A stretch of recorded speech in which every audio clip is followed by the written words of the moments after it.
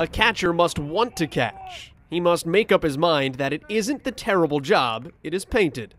Hall of Famer Bill Dickey. You're that guy that when it comes down to the line, like you're going to be there. I mean, I love it. I don't know. He's a dirtbag. He's a blue-collar kid. No baseball pitcher would be worth a darn without a catcher who can handle the hot fastball.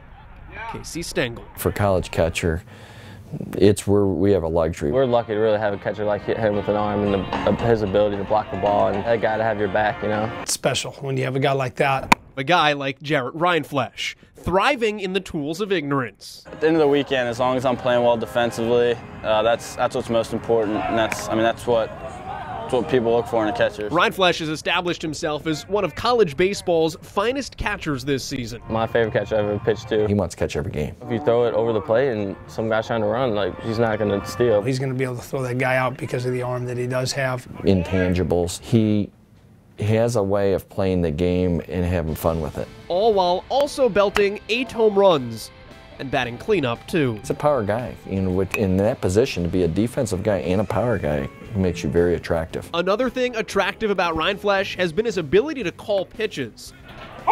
It's not a frequent thing, but there are times when the game is placed solely in his hands and the pitcher's. Sometimes he'll give me the signs like this, and that means it's just me and him, and he's calling the signs. I just know, all right, man, we're going to roll, and he's going to give a sign. If I shake on the next one, it's going to be real good. I'm comfortable calling it, and I think it really helps the tempo of the game. Yeah, no question. I mean, in the big leagues, you know, the guy's calling the pitches. He's a definite pro prospect, in my humble opinion. My measurement now is big league standard. All from a guy who was actually a pitcher himself when high school began. It took an injury to his team's catcher for him to even get a chance behind the plate.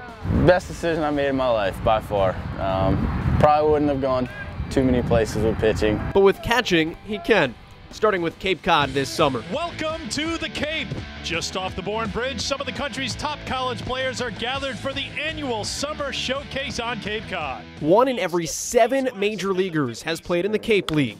And this summer, Rindfleisch and 3 of his teammates get their shot. If things go well, it's going to be great. It's going to set me up, and I mean, that's obviously what I want to happen, but me and my dad have this rule. It's the 180-degree rule, and you got to look at things both ways. And what happens if it doesn't go well? Well, then I come back next fall and work my butt off and try to get better, and then have a good year, and we'll go from there. If you go down to the Cape and you star, you've just wrote your ticket. You're in.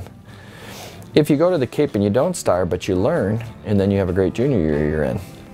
So I don't think he can really lose. I think the reality is he just needs to go down there and be himself and play as hard as he can and soak in the many other great players that he'll be playing with. Keeping in mind, he's no different than any one of them. Joel Godet, BallStateSports.com.